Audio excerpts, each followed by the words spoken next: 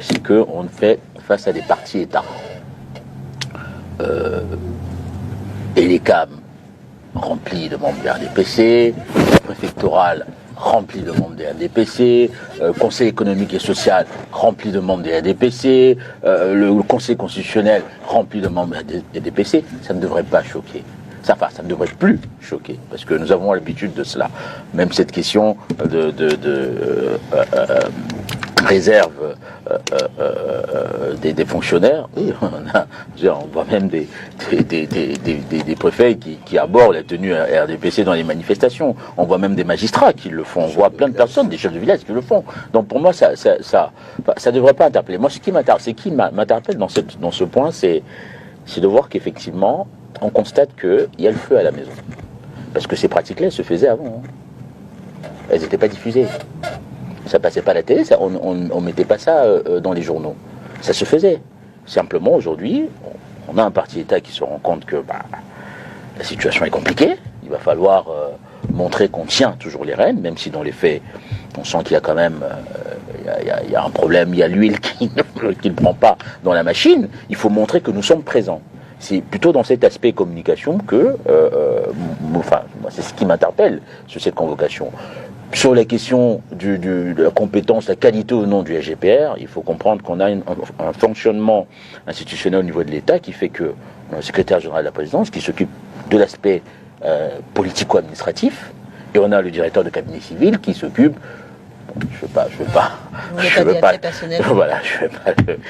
qui s'occupe de la cuisine du président de la République. Donc, pour moi, le secrétaire général de la présidence est dans son rôle, surtout qu'on a un président qui n'est plus en capacité, qui n'a plus les aptitudes nécessaires pour gérer ce truc-là. Quand bien même, on peut se poser la question de savoir si jamais il a eu à diriger une telle réunion. Je pense qu'il a toujours eu à déléguer.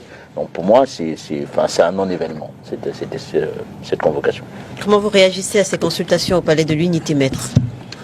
J'avoue que je suis très surpris par quoi que les consultations ou la démarche entreprise par le ministre d'État SGPR retient notre attention. Parce qu'en réalité, moi personnellement, je suis un opposant. Je ne m'intéresse pas à ce que le parti au pouvoir fait.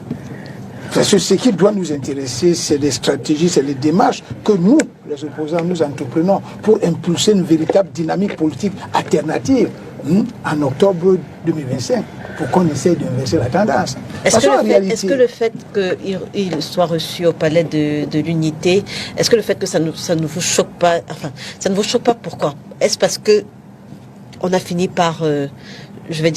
normaliser l'écart? Pourquoi est-ce que ça ne vous choque pas? Non, pour moi, il n'y a pas d'écart. Non, je suis très honnête là-dessus. Pour vous, il n'y a pas d'écart? Vous savez, qu'on le veuille, parce que M. Rufo va me tirer dessus, depuis 2 semaines, nous assistons incontestablement à une autoflagellation de la majorité présidentielle. Ça, c'est évident. Il y a 3 candidatures depuis 2 semaines qui sont sorties de la majorité présidentielle. Cela veut dire qu'il y a problème. 3 candidatures? Il y a 3 candidatures. Il y a M. Thieroma Bakary qui a annoncé sa candidature à l'élection présidentielle. Il y a Bello Bouba. Il y a même un militant du RDPC qui est conseiller municipal qui a annoncé sa candidature. Oui, c'est la vérité. Bon, ça c'est une candidature. Non, c'est un militant. Non, c'est un élu du peuple. Monsieur Oufo, vous n'êtes pas un élu du peuple. C'est un élu du peuple. C'est une candidature fantaisiste. Non, il ne peut pas être. Est-ce qu'il n'est pas militant du RDPC? C'est le comité central qui donne l'investiture. Lui va avoir son investiture. Dans tous les cas, il y a autoflagellation de la majorité présidentielle.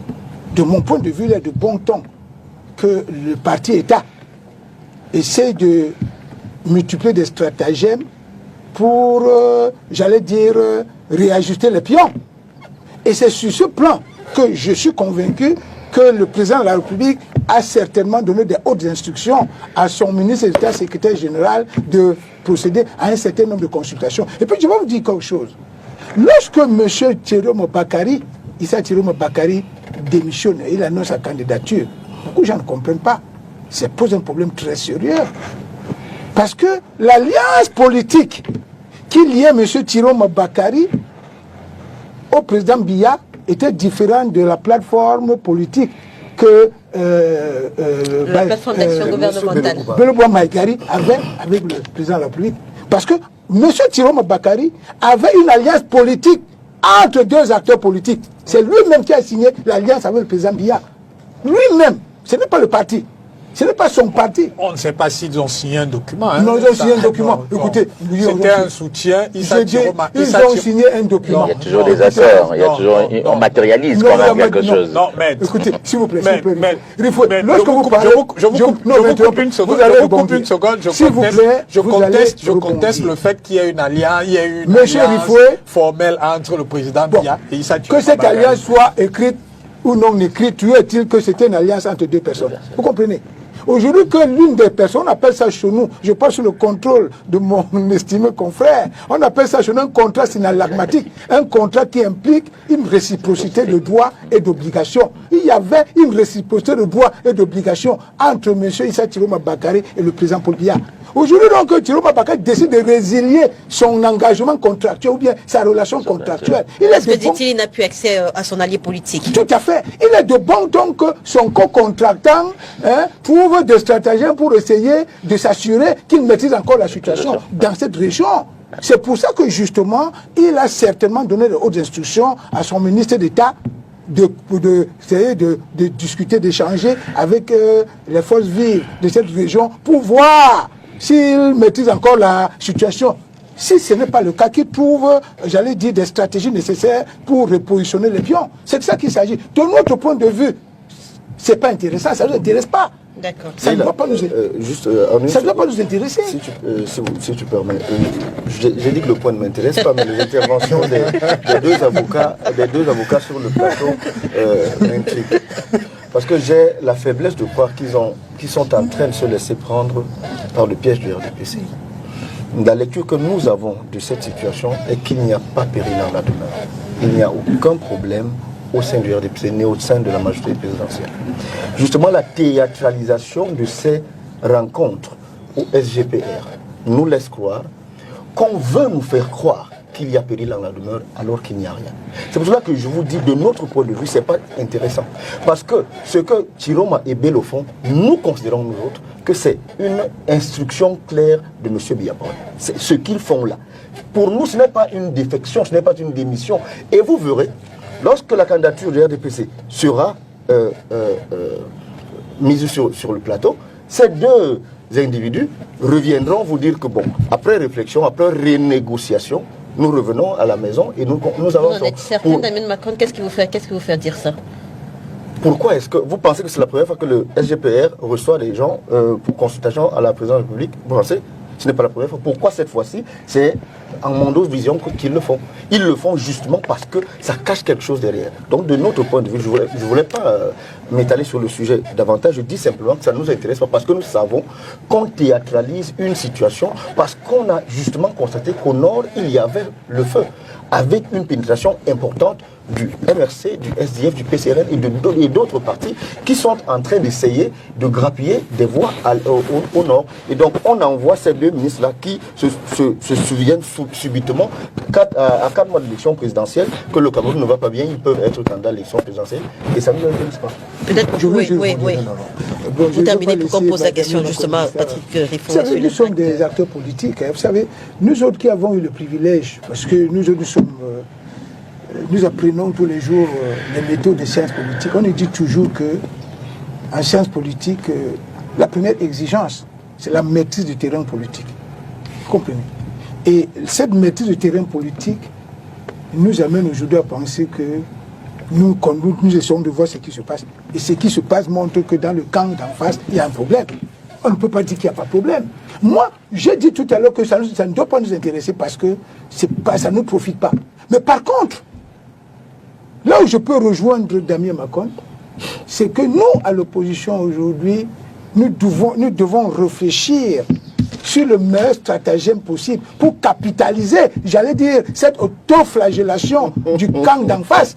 Mais il y a un problème là-bas. Ne nous leurrons pas, il y a un problème là-bas. Il y a un problème et je sais, pour moi... S'il y a un problème, ce n'est pas celui qu'ils essayent de nous présenter. Il y a un problème. Maintenant, comment le camp d'en face essaie de travailler pour essayer de colmater les brèches, ça ne doit pas nous intéresser. C'est parce que vous pensez comme vous pensez là, qu'on voit ce balai des opposants de spectacle aller saluer Chiroma, Bello Bouba et tout ça, parce qu'ils se disent qu'il y a une opportunité. David Macon, est-ce la raison, est-ce justement parce que vous dites être certain de ce que Bello Bouba Maïgari et Chiroma rentreront à la maison, j'ai nommé la majorité présidentielle, est-ce la raison pour laquelle justement on n'a pas vu le PCRN? Je rappelle que cette semaine, Bello Bouba Maïgari a reçu un militant du STF, militant du MRC, et pareil également pour Issa Tiroma Bakari, qu'on a vu justement avec des formations politiques comme le PAL, comme l'UDC. Donc, est-ce la raison, est-ce la raison pour laquelle le MP d'Hilaire-Zipan justement, est-ce la raison pour laquelle le PCRN ne s'associe pas à cette démarche? Je soupçonne que vous n'avez jamais été en prison, Madame Ganje, mais vous n'avez jamais été en prison. Mais ceux qui ont fait un tour savent que lorsque vous y arrivez, vous faites allégeance à ce que vous y avez trouvé. Vous n'avez pas compris. Monsieur Issa Tiroma Bakari et Monsieur Bello Bouba Maïgari sont comme des personnes qui étaient en liberté, qui nous retrouvent en prison. Ils doivent venir faire allégeance. Si vous attendez que le PCRN aille faire allégeance à des gens qui étaient hier au paradis, nous retrouvent en enfer, je rappelle qu'en 92, l'UNDP existait déjà et que l'UNDP était dans l'opposition, en 92. Je vous répète que lorsque vous arrivez en prison, vous faites allégeance au maître que vous trouvez en prison. En gros, le PCRN attend que l'UNDP et le FSNC viennent. C'est ma position personnelle. Ah, c'est pas la position du parti. Mais je rappelle également que vous représentez... Si le président du PCRN, dont je suis le deuxième porte-parole, me demande mon avis pour aller voir Bello Bouba Maïgari ou Issa Tiroma Bakari, j'utiliserai exactement l'image que je viens d'utiliser en lui disant que Issa Tiroma Bakari et Bello Bouba Maïgari nous ont trouvés en prison, ils n'ont qu'à venir faire allégeance et on avance. Patrick Rifo, quel est l'impact de l'annonce de ces deux candidatures, Issa Tiroma Bakari et Bello Bouba Maïgari, sur la sérénité dans votre parti à quelques jours seulement de la convocation du corps électoral? Madame Léla, les propos sur ce plateau montrent bien que l'annonce de ces candidatures pose plutôt un problème au sein de l'opposition. Ce n'est pas dans la majorité que ça fait problème. Vous voyez bien qu'il y a des voix divergentes, c'est-à-dire qu'il y en a qui accueillent, qui considèrent que tout le monde est le bienvenu dans l'opposition. Mais par exemple, Damien considère que ces deux-là sont malvenus. Non, je n'ai pas dit qu'ils sont malvenus. J'ai dit qu'ils sont les bienvenus pour autant qu'ils prennent la place qu'ils méritent. Non. Damien, s'il faut évaluer le poids politique d'un parti comme l'UNDP et celui du PCRN aujourd'hui, qui pèse plus? Je réitère ce que j'ai... On ne va pas faire cette évaluation sur cette base-là. Je réitère ce que j'ai dit. Pourquoi? Parce que il y a une question sous-jacente à cette démission-là. C'est que ça rebat les cadres. C'est-à-dire que quand vous avez deux personnalités comme ça qui arrivent, ça rebat les cadres. La première question, c'est qui est désormais le leader d'opposition? C'est ça la question qu'il faut se poser. Pourquoi cette question est importante? Parce qu'à partir du moment où on répond d'une certaine façon à cette question, les possibilités d'alliance et donc d'allégeance dont parle Damien se font naturellement autour de la figure proéminente. Vous êtes communicant politique, vous êtes un expert en communication politique, d'accord? Vous-même savez ce qu'on appelle opposition. L'opposition, c'est l'ensemble des acteurs politiques qui n'exercent pas le pouvoir. Je n'ai pas terminé. M. Bello Bouba Maïgari et M. Issa Tiroma Bakari ont exercé le pouvoir. Oui. Ils ont exercé le pouvoir pendant 7 ans de mandat et à 4 mois de la fin de ce mandat, ils considèrent qu'ils ne peuvent plus l'exercer. En quoi cela devrait intéresser le politique? Non, mais ils sont passés à l'opposition. D'ailleurs, Bello Bouba, il a exercé le pouvoir pendant 28 ans. C'est-à-dire, ça fait quand même 4 septennats. Issa Tiroma, c'est une vingtaine d'années. Mais ça ne change rien au fait qu'ils sont passés à l'opposition. Et quand vous avez quand même Bello Bouba... Je rappelle que l'une de ses vice-présidentes a refusé de démissionner en précisant qu'elle n'était pas... Lui-même n'a pas rompu son alliance. En précisant qu'elle n'était pas d'accord avec... qu'elle n'avait pas été consultée, voilà. Bon, il faut faire attention. Monsieur Bello Bouba est un haut commis de l'État. Il était déjà secrétaire général adjoint de la présidence de la République en 1982. Donc il a un certain sens de l'État. Il n'a pas démissionné de manière théâtrale comme M. Issa Chiroma Bakary, qui a abandonné son poste et qui s'est retrouvé à Garoua. Quand vous démissionnez d'une fonction comme celle-là, d'une fonction de directeur général, et ainsi de suite, vous expédiez les affaires courantes jusqu'à ce que soit pourvu à votre remplacement. C'est pour ça qu'il continue. Ce n'est pas juste. Non, c'est le... Vous vous rendez compte quand même que vous confirmez le propos qu'il est en train de dire. On a des gens qui vont faire de l'entrisme dans l'opposition pour revenir après à la maison. Ce n'est pas de l'entrisme, c'est de la responsabilité. Même quand vous démissionnez, vous expédiez les affaires courantes. Madame Léla, vous pouvez démissionner. Quand vous déposez sa lettre de démission 2 jours avant d'aller au Nord. Donc vous ne pouvez pas dire ce que mais je dis, quand vous démissionnez, vous continuez à expédier les affaires courantes jusqu'à ce que soit pourvu à votre remplacement. C'est ça qu'on appelle la responsabilité. Vous ne démissionnez pas et puis vous restez chez vous. Non, ça c'est de l'abandon de poste. Et ça prouve que vous n'êtes pas apte aux fonctions auxquelles vous prétendez. En réalité, Bello Bouba a choisi de le faire dans les formes. Donc il attend que soit pourvu à son remplacement avant de pouvoir prendre ses quartiers chez lui. Toujours est-il que, et je maintiens ma position, le Mistigri est au sein de l'opposition, où il y a des divergences parce que beaucoup ne considèrent pas, beaucoup refusent de considérer Bello Bouba comme le leader de fait. Parce que quand vous gérez 17 communes, quand vous avez 7 députés, quand vous gérez une région, une communauté urbaine, sur le plan quantitatif, vous êtes de fait le chef de l'opposition. Et ensuite, quand vous avez son passé et aussi son passif, il a quand même fait 19% en 1992. Personne n'a fait mieux en dehors de ni John Frundi. Vous avez une certaine carrure et une expérience qui font de vous une personnalité prééminente.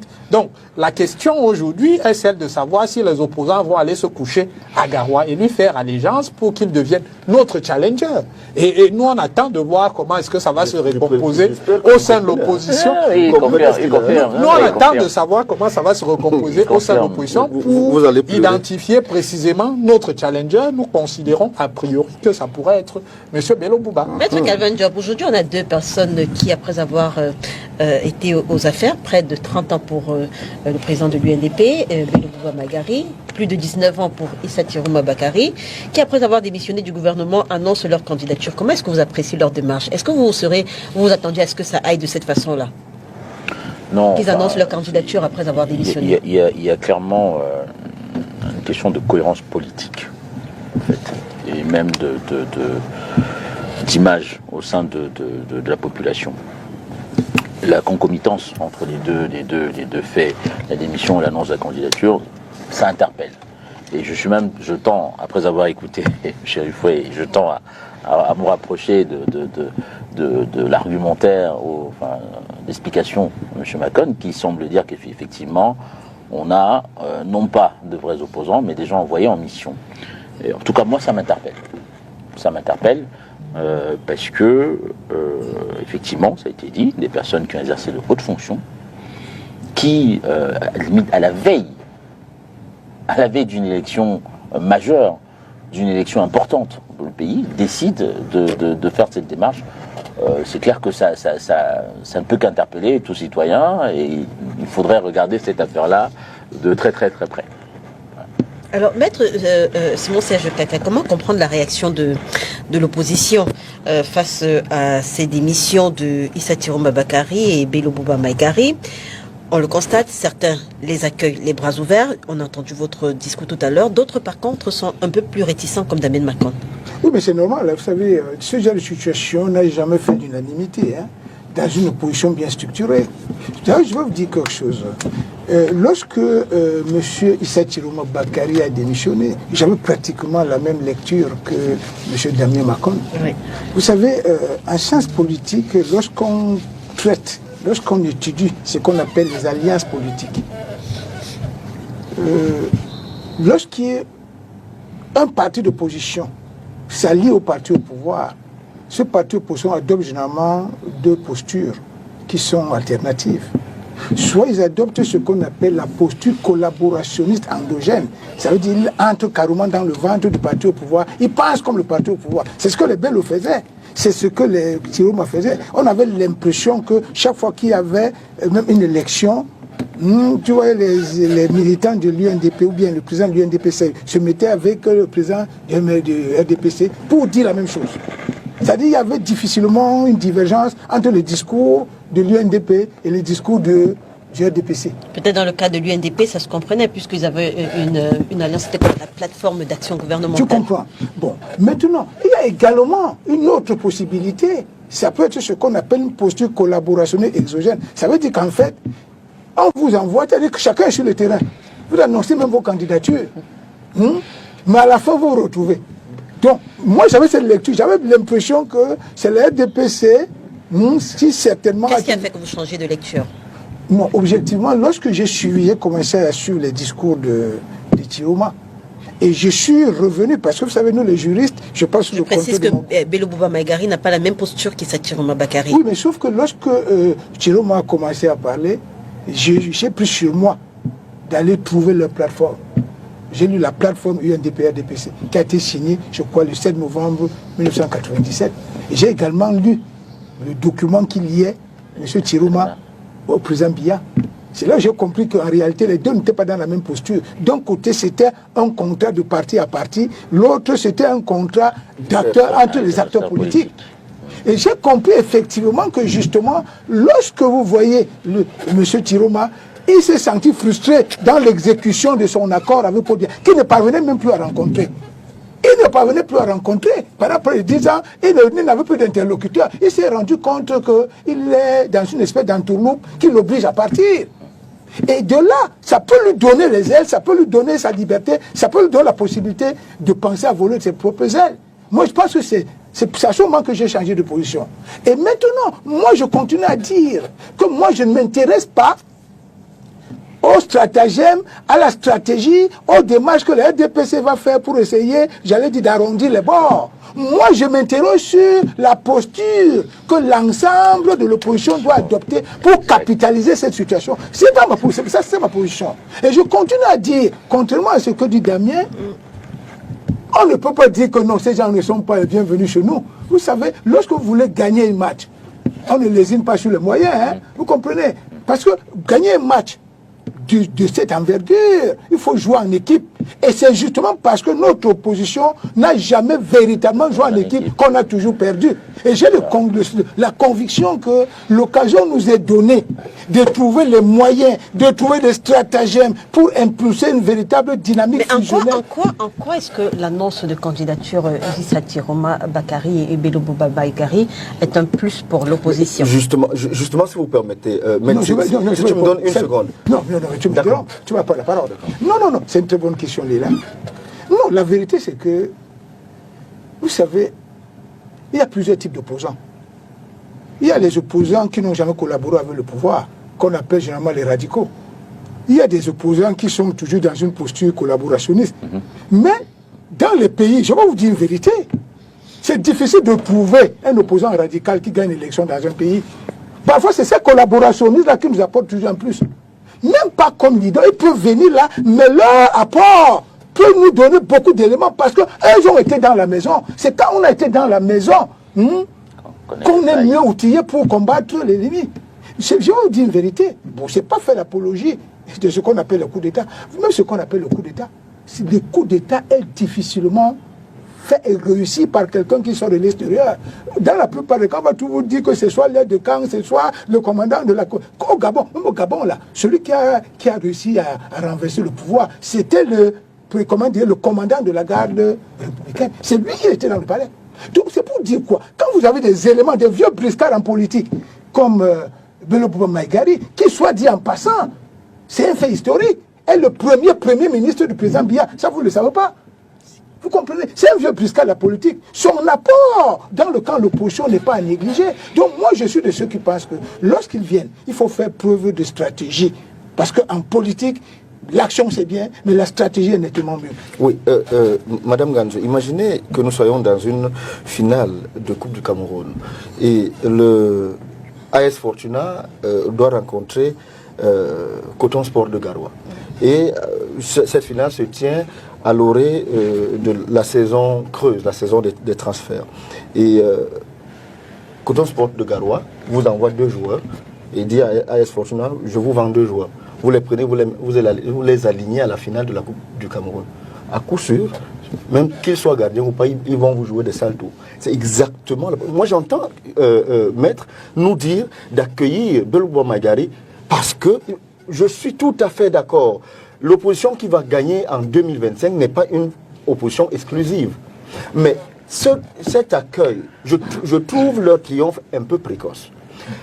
La première question à se poser, lorsque vous voulez analyser cette question de façon rigoureuse, comment est-ce que vous venez de démissionner et vous présentez votre candidature? Ça devait intéresser tout parti politique d'opposition sérieux à se poser la question de savoir ces gens-ci qui démissionnent et posent leur candidature directement, est-ce que c'est dans une logique qui peut aider l'opposition à gagner? Vous serez attendu à quoi après démission? Non, vous démissionnez, vous demandez à retrouver vos pairs pour discuter. Mais lorsque vous démissionnez, vous posez votre candidature. Qu'est-ce que vous envoyez comme message à vos pairs? Ça, c'est une première chose. Une deuxième chose, aux jeunes du Nord, à qui on propose des candidatures des gens de plus de 80 ans. Est-ce que vous ne l'avez pas mauvaise parce qu'il y a justement certains de vos militants un militant en particulier qui a démissionné pour rejoindre l'UNDP? Est-ce que c'est pas pour ça que vous l'avez mauvaise? Non.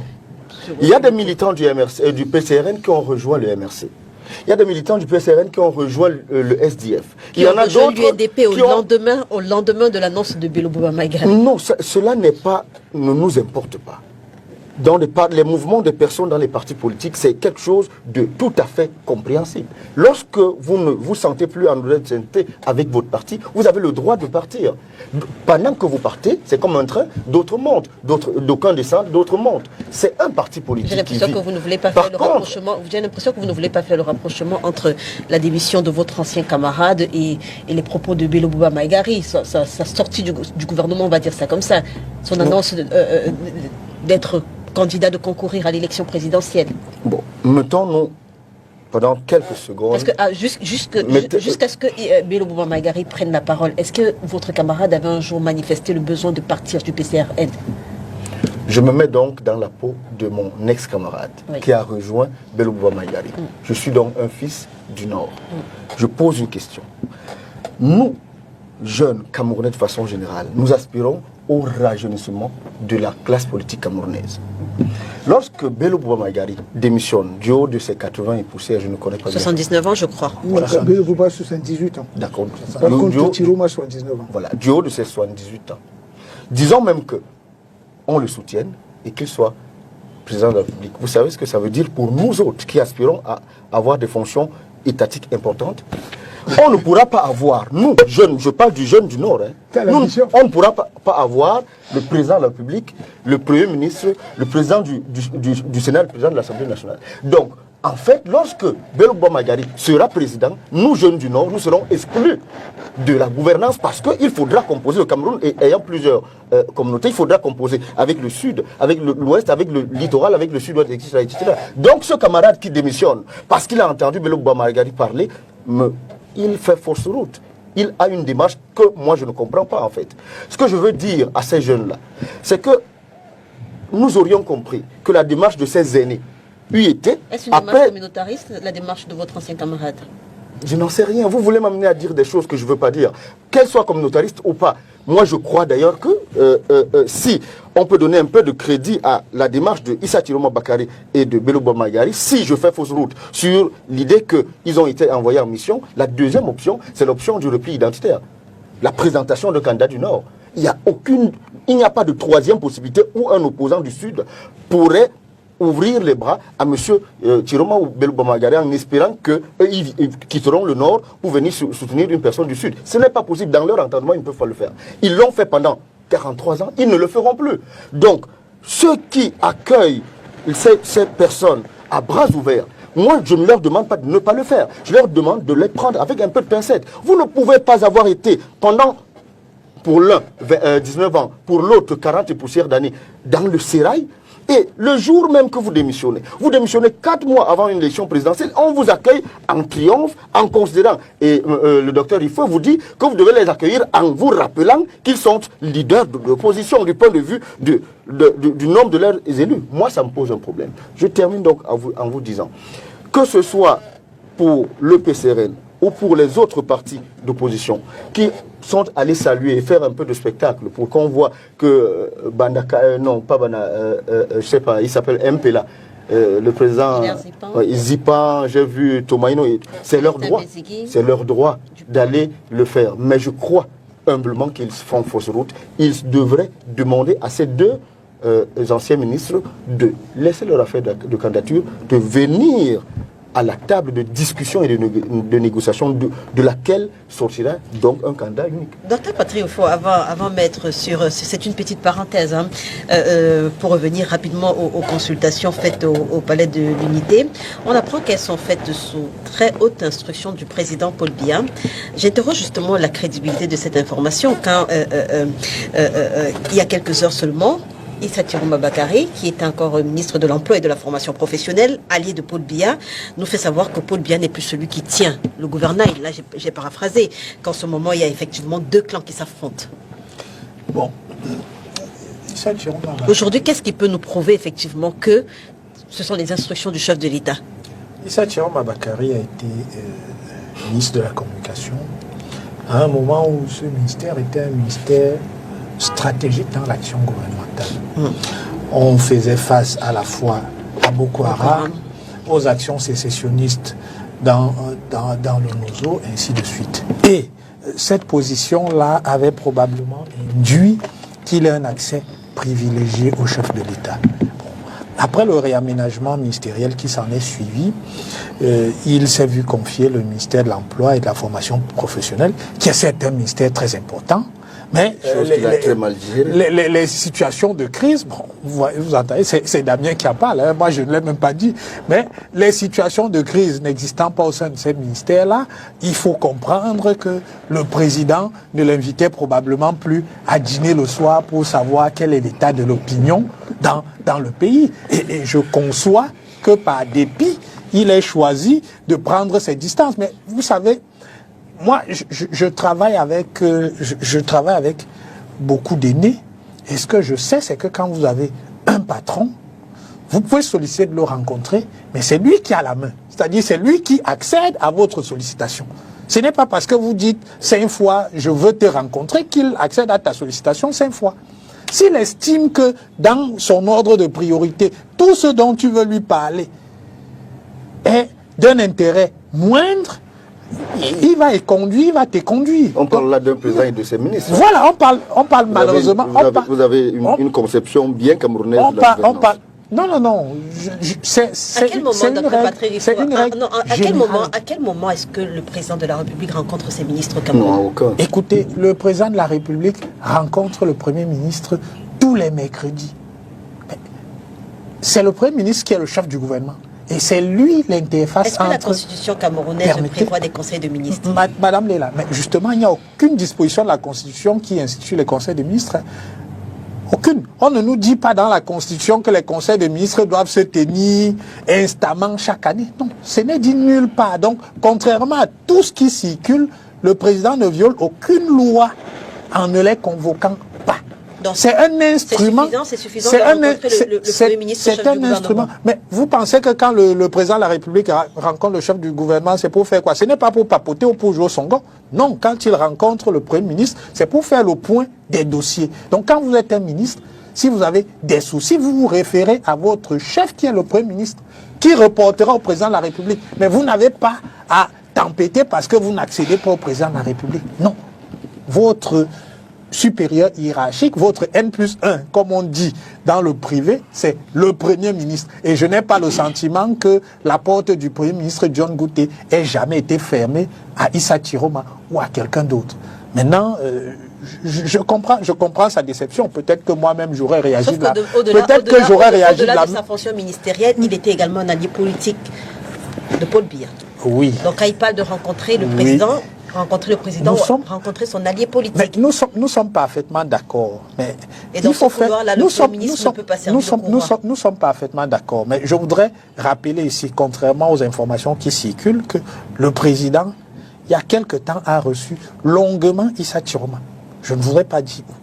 Donc, et je le mets au défi d'infirmer cette information-là.